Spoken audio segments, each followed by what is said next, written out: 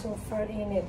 Bago magreklamo sa init, Jackie, ayusin mo muna yung pagbotones mo. Ay! Diyan pala kayo. Garat tayo sa library.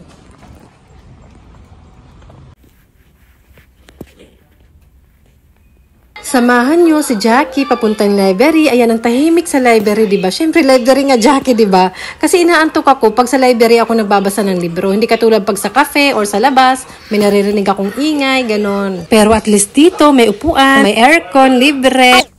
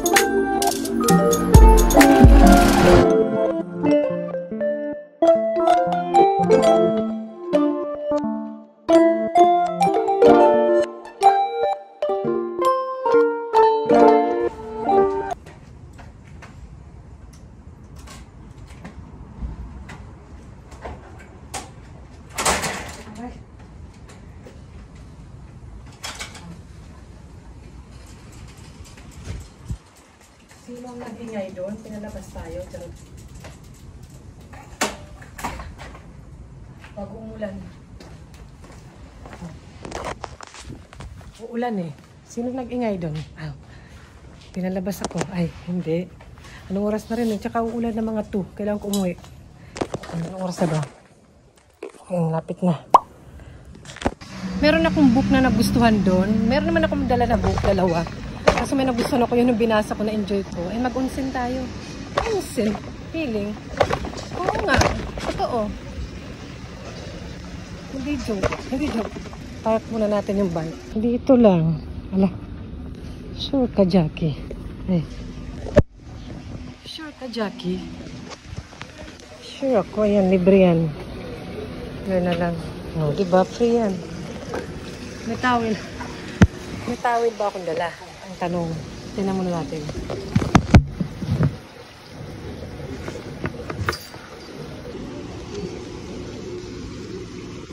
Talaga naman. Talaga naman. May towel, okay. Talaga naman. Ayun.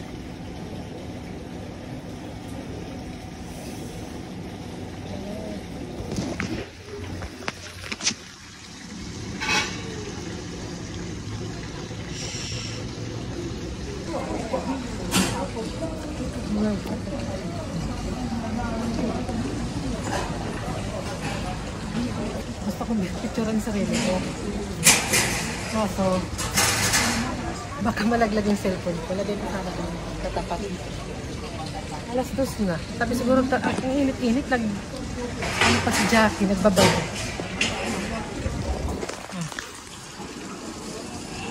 Libre. Libre. Ay. Mag-supermarket tayo. Supermarket. Grocery.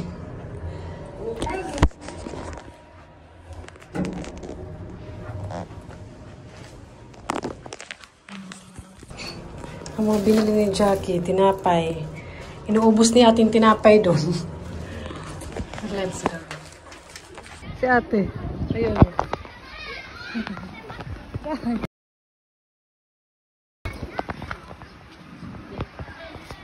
Ano na? Mag-alas 3 na. Ito yung pawis ko mga sis. Bibili sana ako ng rice. Kasi yung binibilang ko ng rice is, kasi inaano pa nila eh. Parang may ginaano pa sa machine. Hindi gumana kanina, minalas. Sabi ko bukas or mamaya 7, babalikan ako. Ay. Dami-dami naman ilaw, hindi lang sensor. Ay!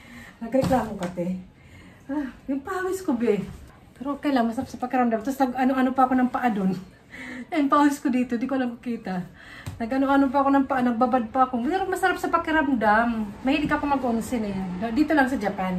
Dito ko lang nagustuhan. Bata ayokong init na init ako. Di ko kaya maglublob. Ngayon, hinahanap-hanap ko na. Eh, nakita nyo yung si ate, nakasalubong ko. Ay, hindi ko nakasalubong. Nasa ano, ay, parang nakasalubong. Tapos hinahabol ako. Sabi, mamaya, sabi niya.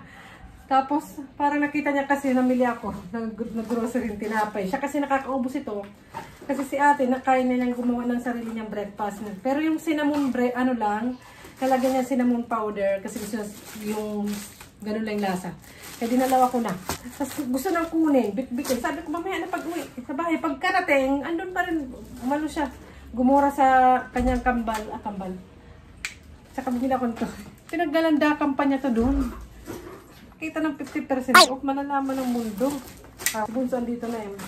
Ito pa, 50% off. Merenda nila. Ito, siguro mamayang gabi dessert. Hindi ako mahilig sa matamis. Ayan, mainit. Maganda to. Ayan, gatas. Yan naman ang binili ko. Bigas talaga dapat. Kaso yung binibilang kong bigas, para siyang separate lang na shop. Dito na si Bunso. Ayan. Parang sakto lang, sinasakto ko lang madalas na uwian nila. At pawis pume. Nag-enjoy ba kayo sa ating mga kaganapan for today? Hindi naman ang ganap ng isang Jackie happy in Japan. Madalas parang ganun lang naman. Hindi ko lang nabablog madalas. Pero medyo ganun-ganun. Ang mahal ng bigas, parang una kong bili.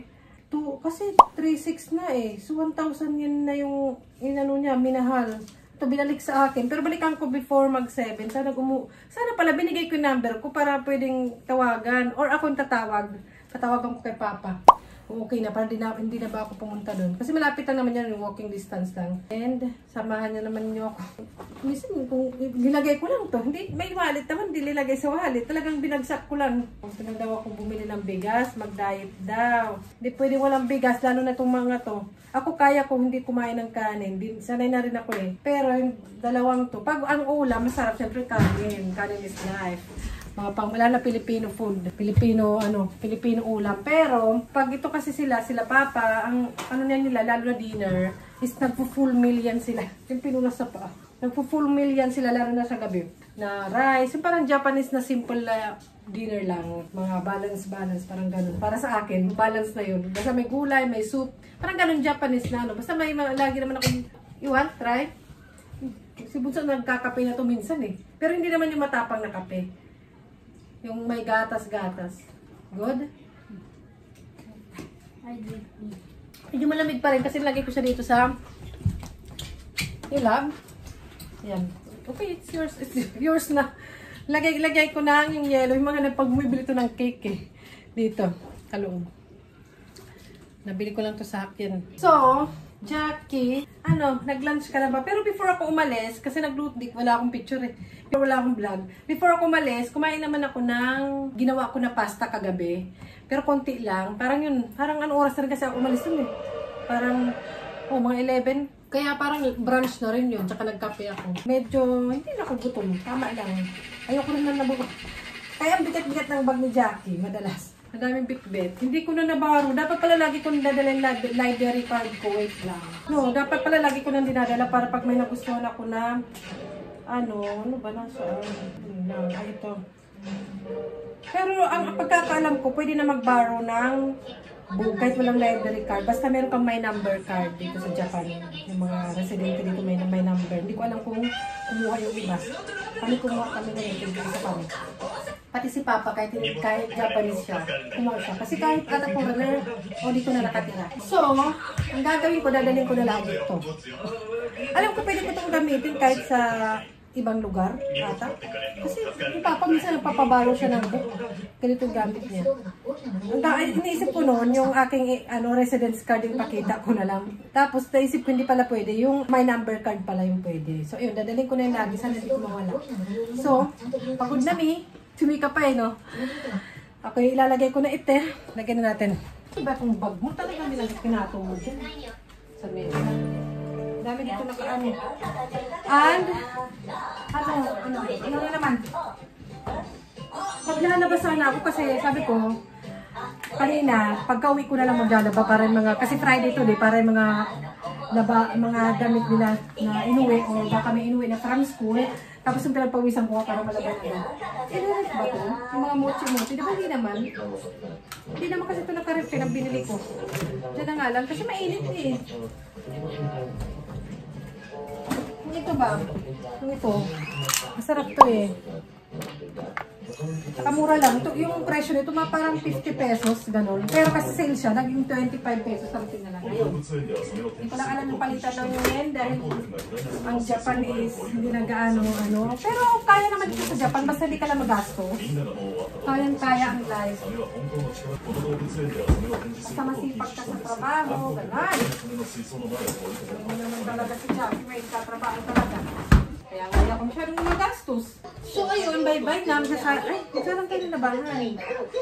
Kaya tulungan nyo naman, me. Ay, nabibis ko si Bunso kasi nga para malaban ko. Tapos mga ganito nila. Gumagamit pa kasi sila sa school ko yung parang ba. Tapos yung ano yung ito. School na yung chopstick. Pero iba naman yung school. Yung iba, hindi na kailangan. Sila kailangan ito. Saka yung tissue ko something. Pag sila yung nakatoka sa pag-serve ng school lunch. Kasi pag ganito sila dito sa Japan. Yes. Ganyan. Parang doktor lang. Tsaka sa ulo may ilalagay. Ganyan. Malinis ba? Tsaka nakamask. Okay, give me your psycho. Tayo sa pupo. Okay, thank you. Si ate lang ang lumayas. Ay, parang hindi naman nakapampili si ate. So, alas 3 na, pero carry na. Carry to. Matatapos nito ng mga alas 4, hindi pa magano. Para malaban din lahat. At kailangan isa-isahin kasi minsan, yung tulad yan nasa loob. Minsan, yung mga packet nila may tissue or panyo. Nagdadala kasi sila ng panyo. Walang kapaguran si Jackie. Ito naman si ate ang madalas. Ayan, may panyo si ate. Sa kanyang, packet. Si Bunso naman, meron din. Minsan nabiyas, inilalagay ko kay Bunso na ganito yung pambabae. Yung kay ate niya. Lalo na pag wala na. Hindi na lang niya parang hindi na lang niya namamalayan. Siguro di niya naman niya ginagamit. Ayan, laban-laba ang person. Parang gusto ko mag-half-bath. Mag-half-bath ako. Half-bath tayo mga sis. Kalalabang ko rin ito. Kaya wag na kayong sumama. Wait lang. Ay! Mag-umad ako, be. Malas kayo dyan. Ano kayo? Yan na. Aba, ka-short na si ate. Si madam. Finally. Binalikan ko, wala na akong orasan. Tanggal na lahat ng kung ano-ano nakalagay sa katawan ko. Tsaka iba na yung damit ko. Pero, mag 6:30 na. Sabi kasi niya, parang nagloko kasi yung machine niya na pang rice mill. Nagmahal siya, parang mahigit 1,000 yen. Masarap siya, tsaka mas marami pa namang siguro mas masarap na mabibilhan na choices. Pero iba kasi yung, alam niyo yung feeling na ang tagal na nila akong suki. Tsaka kapag pupunta ako doon, kahit wala akong sabihin, alam na nila na bibiling ko to. Tapos na pumunta ako doon, wala na akong sinabi. Basta, ito na, nakaready na doon. Wala naman akong assurance na babalikan ko o babalik ako. Tinanong ko lang naman kung anong oras magsasara, ganito, ganon. Diba? Pero ready na. Tapos may binigay sa akin. Kasi parang matsuri daw ni God. May ano kasi sila doon sa labas ng shop nila, yung maliit na parang santo, tapos matsuri daw. Kilala talaga nila ako kasi ang tagal ko nang bumibili doon since before pa maliit pa yung mga anak ko. Alam nilang dalawa yung bata ko dito sa bahay. Dalawa, akin to. Hindi ko bibigay. Ay, hindi. Ito lang kukunin ko yung mga Japanese sending. Ito, bibigay ko sa dalawa. Nagpawisan na naman ako. Nag-shower na ako bago na ba ito gamit ko, be? Oh. At happy ako kasi gusto din to niya yung papa tsaka yung mga bata. Gusto na yung rice na nila. Or yun yung nakasanayan na nila. Kaya happy tayo. Good. Buti lang bumalik ako. Tsaka babalik din talaga ako. May rice pa naman dyan. Nagsayang na nga ako eh. Kasi 6:30 na ba? Ay hindi, 6 na. Kaya kailangan ko rin magsaing na kasi 7 yung dinner namin dito sa bahay. Pero paminsan ako, inaantok pa naman ako kasi siyempre pagod ang person. Nag-edit ako, naiantok ako. Pero yun, talagang hindi ko ito pakawalan, binalikan ko talaga. Pero binalik kasi yung pera kanina. So wala siyang na babalikan ko ba or hindi. Kasi baka kailangan na, bumili na ako. Tapos next na ako bumalik. 1 month namin to 5 kilo. Ano siya, parang may mga alak sila na Japanese na alak na binibenta, tapos konting something na mga snacks, tapos maliit lang siya na shop. Gusto ko yan yung mga maliliit na shop dito sa Japan, yung matatanda yung nagbebenta, yung tende, yung may history na ba sila na matagal na. Gusto ko yung mga ganong shop, hindi yung mga ichiran. Ay, yun. Ay, yung ichiran may history rin naman, pero parang mga tourist lang yung kumakain doon. Maraming mga kainan dito sa Japan din na yung matatanda yung nagbebenta na legit masarap talaga. Ganon. At saka masarap kumain dun. Parang iba yung feeling ba? Parang ito, iba yung feeling. Kasi ang tagal ko na nga dun sa kanilang bumibili. And nagmahal talaga siya ng bongga. Pero, basta. Hindi naman kami ma-rice eh.